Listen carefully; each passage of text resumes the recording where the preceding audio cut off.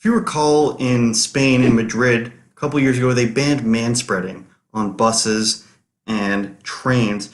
This is Andrew Says, and remember, I wouldn't lie to you, except for maybe this once, especially not about manspreading. The patriarchy is coming down on us. We need to stop it. So England saw this, British University saw this, and they said, we shall not be outcocked. Woman designs chair to stop manspreading. Student has designed a chair that stops manspreading and has picked up a top award for her design. Now, listen to the arrogance in the writing. It's going to get more ridiculous as we go along.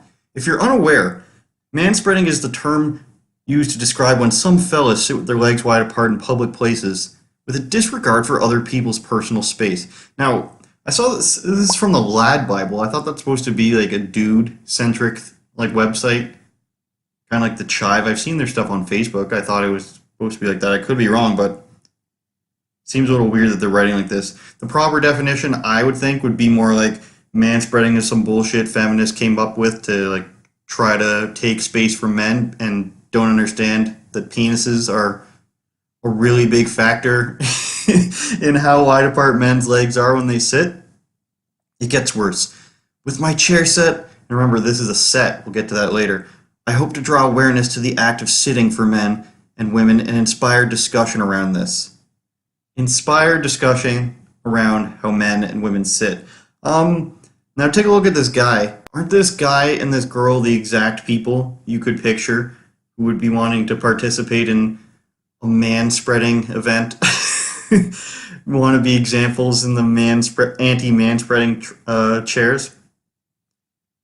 Here's another quote. Her work has been awarded the Belmont Award for Emerging Talent, with a judging panel saying, Laurel's chair was a bold and purpose-driven design that explores the important role of design in informing space, a person's behavior, and society issues of today. First of all, societal issues is what it should be.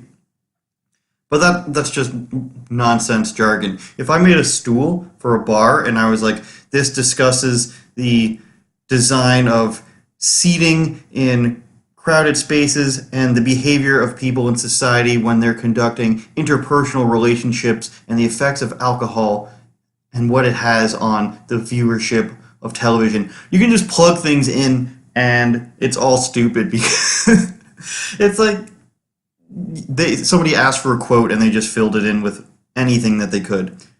Laurel hasn't stopped there with her chair designs either. She's created a second seat, which we'll pull up now, intended for women, which encourages them to sit with their legs a little wider apart.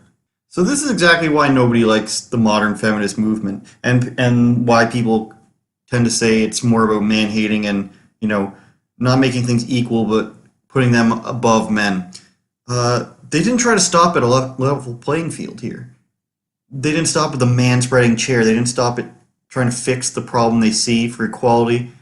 She goes further. She goes for revenge. So they're stopping men from manspreading, but we've also made a chair to encourage women to manspread because it's okay when we do it, or, just really get back at the patriarchy. What is your society doing when you're thinking about these things? This is a story of the times of England and Britain and Europe as a whole. First of all, the design is shit. You've eliminated half of the chair's possible surface area already with this design. You could have just made it smaller. If this is it's literally to keep people sitting in a certain position, I'll just sit over it. You're not going to stop me if I really want to do it. Here's another quote. Dr. Eddie Elton, a senior architecture and design lecturer at the University of Brighton, said, over the past months, our students and staff have come together and worked tirelessly on this design. You took two triangle-shaped things and you put them on a stool and you worked tirelessly on this? Who are the guys just sitting there like, oh, this is a worthwhile journey we're on here?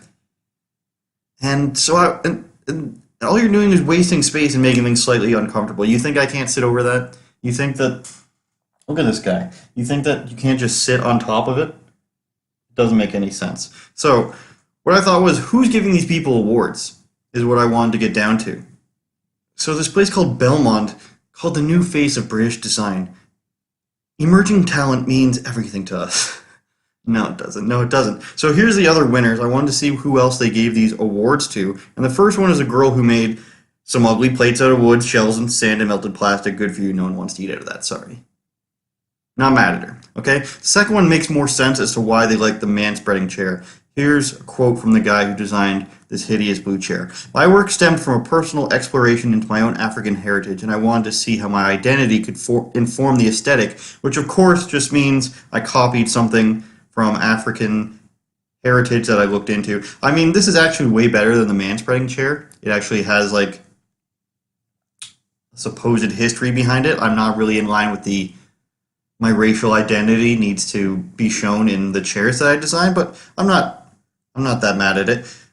Put that against the other girl's reasons though. His is for like, I looked into my heritage and this inspired me to make this chair. The other girl is, with my chair set, I hope to draw awareness to the act of sitting for men and inspire discussion around this. Inspire discussion around the act of sitting.